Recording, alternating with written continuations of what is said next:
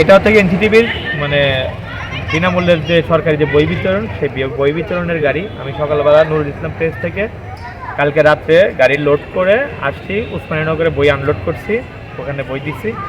এখানে আসছি, আসার পরে ওই সাইডে একটা মোটরসাইকেল ছিল, মোটরসাইকেলটাকে মনে করেন সাইড করে ঢোকানোর সময় ওই স্ল্যাবটা ছিল হালকা, যেটা মনে করেন যে ওই টাকা ওঠার সাথে সাথেই এটা নিচে পড়ে গেছে। এইটাই হলো, তাছাড়া কোনো ক্ষয়ক্ষতি আল্লাহ হয় নাই। আর এটা আমি চাই যে যেন সিটি কর্পোরেশন এই কাজটা দ্রুত মেরামত করে এবং যেন একটু মজবুত করে করে, কারণ সরকারি বিনামূল্যের বই তো আপনার মনে করেন সারা বছরই আসবে, এই রকম গাড়ি আরও আসবে। তো আমি চাই না যেন আর কেউ দুর্ঘটনার শিকার হয়।